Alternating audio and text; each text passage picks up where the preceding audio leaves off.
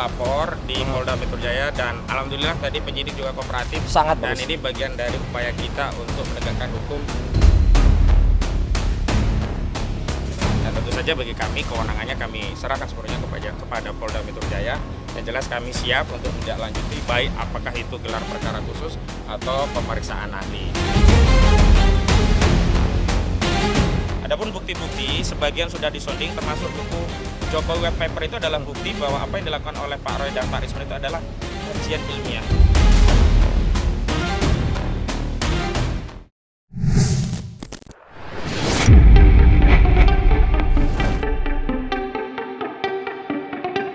Roy Suryo kembali mendatangi Polda Metro Jaya. Kedatangannya bersama tim kuasa hukum kali ini untuk memenuhi kewajiban wajib lapor setelah dirinya ditetapkan sebagai tersangka dalam laporan terkait tudingan ijazah palsu yang menyeret nama Presiden Joko Widodo. Tak hanya menjalani wajib lapor, Roy Suryo dan kuasa hukumnya juga meminta Polda Metro Jaya menggelar perkara khusus. Menurut mereka, langkah tersebut diperlukan sebagai ruang pembuktian yang objektif terkait keaslian dokumen ijazah yang dipersoalkan. Selain itu, pihak Roy Suryo berencana menghadirkan saksi ahli yang dapat memberikan keterangan meringankan. Mereka juga akan mengusulkan keterlibatan laboratorium forensik independen guna melakukan penilaian teknis terhadap keaslian ijazah yang menjadi inti polemik. Upaya ini disebut sebagai bagian dari pembelaan sekaligus bentuk transparansi yang ingin mereka dorong dalam proses hukum yang sedang berjalan. Tadi kami sudah memenuhi kewajiban untuk wajib lapor di Polda Metro Jaya dan alhamdulillah tadi penyidik juga kooperatif. Sangat dan bagus. ini bagian dari upaya kita untuk menegakkan hukum dengan mitra penegak hukum lainnya karena advokat dan polisi itu sama-sama penegak hukum. Yang kedua kami juga sudah sounding tentang ahli dan juga gelar perkara khusus mana dulu yang kemungkinan akan dilaksanakan. Jadi memang oleh penyidik dijawab opsional ya, bisa gelar perkara khusus duluan, tapi mungkin juga bisa pemanggilan keterangan ahli dan saksi yang meringankan lebih dulu. Dan tentu saja bagi kami kewenangannya kami serahkan sepenuhnya kepada Polda Metro Jaya. Yang jelas kami siap untuk menindaklanjuti baik apakah itu gelar perkara khusus atau pemeriksaan ahli. Dan untuk tanggapan terkait Prof. Gayus Lumbun ya, jadi prinsipnya kalau itu berada pada domain kewenangan negara, kami tidak bisa intervensi lebih jauh begitu, apapun produk hukumnya, apakah oleh Presiden, oleh Jaksa Agung, bahkan oleh ya jaksa dengan SKPP misalnya begitu ya. Tetapi fokus kami adalah membela klien kami dan kami pastikan tidak ada unsur pidana yang terpenuhi dalam dugaan pencemaran dan fitnah yang dilaporkan oleh Saudara Joko Widodo, dan bahkan kami sudah melakukan persiapan dengan ahli pidana diantaranya dengan Pak Ganjar Laksamana Buwana Prapta, dan dari uraian unsur-unsur pidana pada pasal 310, 311, 327A Undang-Undang ITE, 28 ayat 2 Undang-Undang ITE, termasuk pasal 160 KUHP, semuanya menurut Pak Ganjar itu tidak relevan dituduhkan kepada objek penelitian ijazah palsu. Dan bahkan justru secara ITE yang bisa dijerat itu pertama Dian Sandi, karena dia yang pertama kali mengupload ijazah asli dan menyatakan ini loh ijazah yang aslinya, ini memenuhi Pansar pasal 32 dan 35 karena dia menyatakan sebuah dokumen yang sebenarnya tidak otentik seolah-olah otentik begitu. Adapun bukti-bukti sebagian sudah disonding termasuk buku Jokowi White Paper itu adalah bukti bahwa apa yang dilakukan oleh Pak Roy dan Pak Risman itu adalah kajian ilmiah yang semestinya kalau memang dipersoalkan bisa dibantah secara ilmiah. Namun sampai hari ini tidak ada satupun bantahan yang membantah isi kajian itu. Bahkan ada afirmasi dukungan terhadap isi kajian itu dari Pak Ridho Rahmadi ya, yang justru beliau menegaskan secara saintifik apa yang dilakukan oleh Pak Risman Sianipar itu tidak bisa dibantah karena beliau juga ahli di bidang AI yang ada irisannya dengan keahlian digital forensik yang dimiliki oleh Pak Risman Sianipar. Sementara itu, perdebatan sengit antara ahli digital forensik Joshua Sinambela, relawan Jokowi Andi Azwan, dan Roy Suryo turut menjadi perhatian publik. Adu argumen yang berlangsung panas itu menambah panjang polemik yang tengah bergulir. Dalam pernyataannya, Roy Suryo secara terbuka menuding bahwa Joshua lah orang yang disebut mengusulkan kepada penyidik Polda Metro Jaya agar dirinya dan rekannya ditetapkan sebagai tersangka. Ia menyebut usulan tersebut berkaitan dengan penerapan pasal 32 dan 35 Undang-Undang ITE yang memiliki ancaman hukuman di atas 12 tahun penjara. Tudingan ini sontak memicu respons dari pihak yang dituju, sehingga perdebatan semakin melebar. Yang kedua siapa? Andi Azwan dan Joshua Sinambela. Karena sebelumnya juga Andi Azwan menyatakan memiliki dokumen scan asli. Dan ini memenuhi unsur pasal 32 dan 35 karena kenyataannya itu tidak diakui sebagai barang asli. Meskipun demikian, ujung tombak dari seluruh perkara itu adalah pada Saudara Joko Widodo. Karena itu kami harapkan pada proses gelar perkara khusus nantinya, ketika di Bareskrim, barang atau bukti yang paling primer itu tidak dihadirkan, kita berharap melalui kewenangan di Polda Metro Jaya di bagian wasidiknya, barang itu atau dokumen yang hari ini membuat kita terpecah belah gara-gara urusan asli tidak asli itu bisa dihadirkan. Begitu dari kami. Kenapa saya, Dr. Resmond, itu menyebut-nyebut soal adanya kesaksian palsu yang dilakukan oleh Saudara Andi Azwan dan Joshua Sinambela. Dia 2 hari yang lalu atau bahkan mulai seminggu yang lalu melalui satu TV swasta yang yakin mengatakan saya mendapatkan scan asli ijazah dari Jokowi. Ternyata yang dia sebut scan asli itu palsu.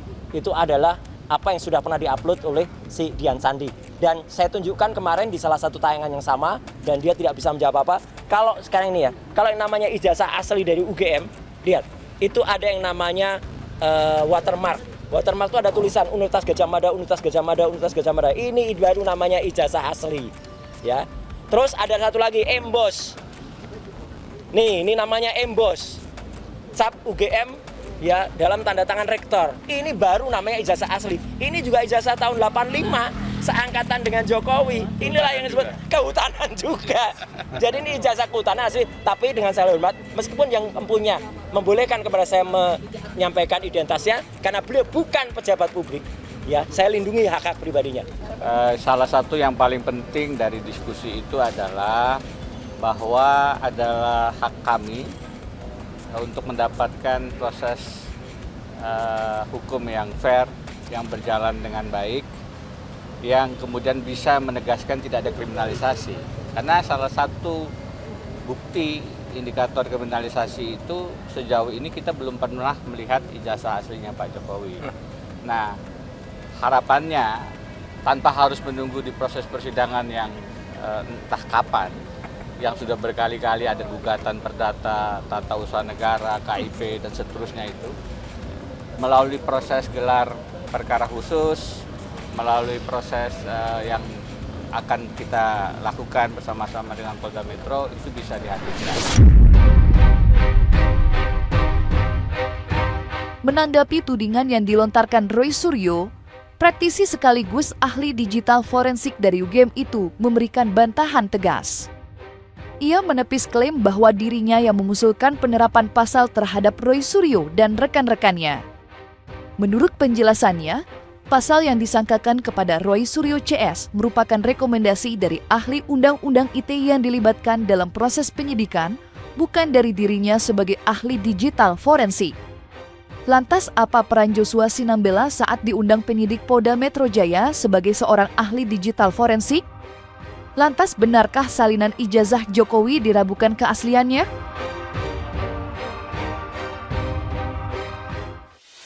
Itu tuduhan yang tidak berdasar ya. Ya, jadi dalam kasus ini saya bukan sebagai ahli ITE yang menggunakan undang-undang ITE. Enggak. Dalam kasus ini saya diminta hanya sebagai ahli digital forensik yang mereview metode-metode yang mereka gunakan, mereview prosedur yang mereka gunakan. Itu saja, ya. Jadi yang mengenakan pasal-pasal itu pasti ada namanya ahli ITE. Ahli ITE itulah yang menggunakan undang-undang ITE, termasuk pasal-pasalnya, memenuhi unsur atau tidak, gitu ya. Meskipun di banyak kesempatan saya sering diminta sebagai ahli ITE, hanya dalam kasus ini tidak, ya. Dalam kasus ini saya hanya sebagai praktisi digital forensik untuk menilai prosedur yang mereka lakukan. Itu saja, ya. Jadi salah besar ketika Roy Suryo menyatakan bahwa saya yang memasukkan pasal-pasal 32, 35, tidak sama sekali. Ada beberapa orang yang disebut dengan ahli ITE nanti dalam kasus ini. Iya, jadi gini, analisis yang mereka lakukan itu namanya image processing. Ya, image processing itu memang menganalisis apapun, gambar apapun mereka bisa proses dengan teknologi apapun dan seterusnya. Tetapi itu tidak membuktikan apapun, gitu ya. Jadi kalau kita bicara tentang pembuktian, itu satu-satunya adalah digital forensik kalau dia menggunakan media digital, gitu ya. Media digital itu hanya bisa dibuktikan dengan digital forensik. Nah, objek-objek yang bisa kita periksa idealnya adalah objek-objek dari original source-nya yang sama dengan aslinya, gitu ya. Nah, masalahnya mereka mengambil bukan dari aslinya. Mereka mengambil objek, kalau kemarin kalau saya lihat Topi Merah misalnya, dia mengcapture yang ada dari screen layar. Di apa namanya, screen capture atau di crop gitu ya, kira-kira seperti itu. Itu tidak ada pembuktian seperti itu. Ada standar digital forensik, ada standar ISO namanya ya. 27.000 ya, 27.034, 35 dan seterusnya. Nah, itu di sana sudah jelas ya. Kalau kita melakukan pemeriksaan digital forensik tidak boleh dari media sosial, tidak boleh dari hasil crop, nggak boleh dari hasil screenshot dan seterusnya. Harus mencari original source-nya. Itulah baru bisa digunakan sebagai alat bukti nanti. Nah, orang-orang bebas aja melakukan image processing, bebas aja menganalisis macamnya, tapi tidak membuktikan apapun. Kenapa? Karena hasilnya akan menjadi bias nantinya. Bias dalam artian hasilnya atau kesimpulannya menjadi keliru. Ya, seperti itulah yang dilakukan oleh yang sekarang jadi tersangka itu.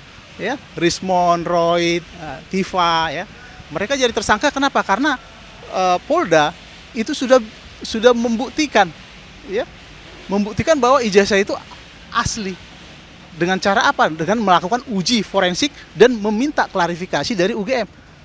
Sebenarnya lapor itu nggak bisa menyatakan itu asli apa enggak. Dia menyatakan identik. Kalau misalnya itu sama dan ada dukungan dari lembaga yang mengeluarkan, itu pasti bisa disimpulkan menjadi asli. Itulah yang disampaikan Polda pada saat gelar perkara kemarin, ya, sehingga mereka ditetapkan jadi tersangka.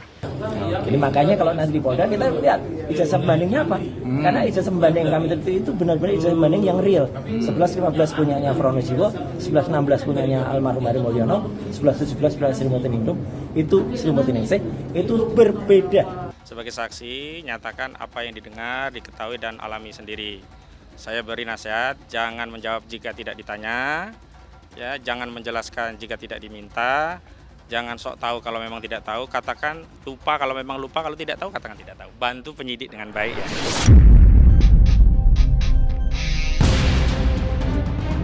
Upaya Roy Suryo CS mempertanyakan keaslian ijazah Presiden Joko Widodo sebenarnya telah berlangsung sejak lama. Mereka tidak hanya menempuh jalur perdata, tetapi juga membuka laporan pidana di berbagai daerah. Salah satunya dilakukan oleh Rismon di Polda Yogyakarta yang melaporkan 3 tuduhan sekaligus, termasuk klaim soal skripsi palsu. Namun, kedidihan Roy Suryo CS yang terus mengajukan laporan dinilai pihak lain sebagai tindakan menyebarkan fitnah yang akhirnya mendapat respons tegas dari kuasa hukum Presiden Jokowi. Pihak kuasa hukum menjelaskan bahwa alasan Roy Suryo CS ditetapkan sebagai tersangka adalah karena tudingan mereka mengenai keaslian ijazah Jokowi tidak terbukti ketika diperiksa melalui rangkaian uji digital forensik yang dilakukan Polda Metro Jaya. Menurut kuasa hukum Jokowi, hasil pemeriksaan tersebut sudah memberikan jawaban yang jelas, sehingga laporan-laporan yang diajukan berulang kali dianggap tidak memiliki dasar yang kuat.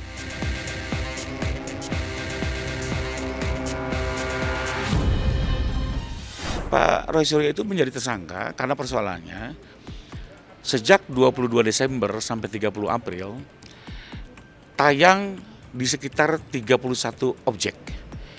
Ya, Pak Roy dan rekan-rekannya menyatakan bahwa pertama mereka meyakini 100 miliar % ijazah ini palsu dengan 3 variabel tadi ya.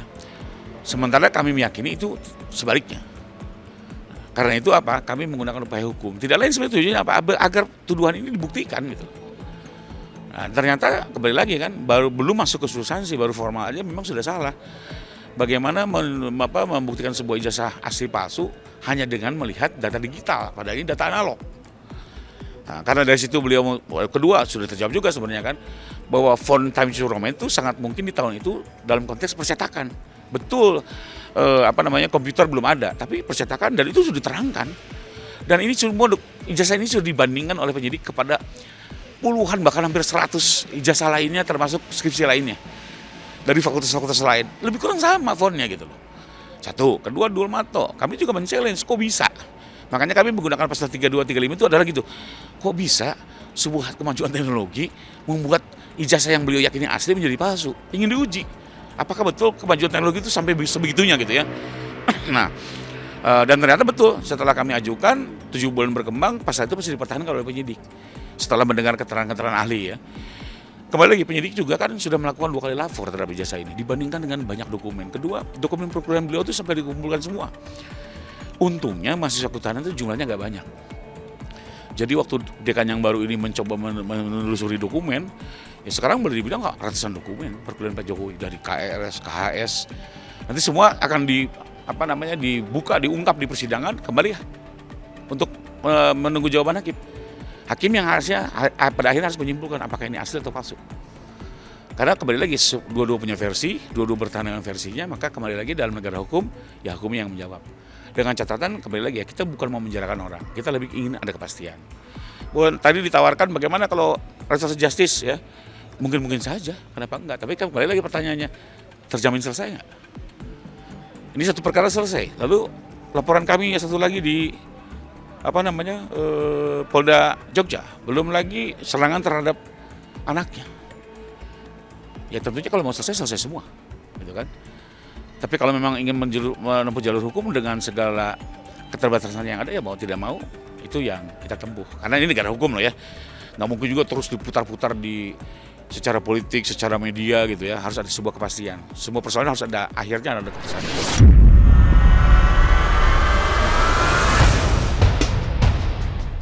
Nah, selesai sudah Cumi Lovers. Saksikan terus Cumikem In-Depth, kabar lengkap, mendalam, dan akurat dari narasumber terpercaya. Dan jangan lupa untuk like, subscribe, dan juga share channel YouTube Cumi Cumi.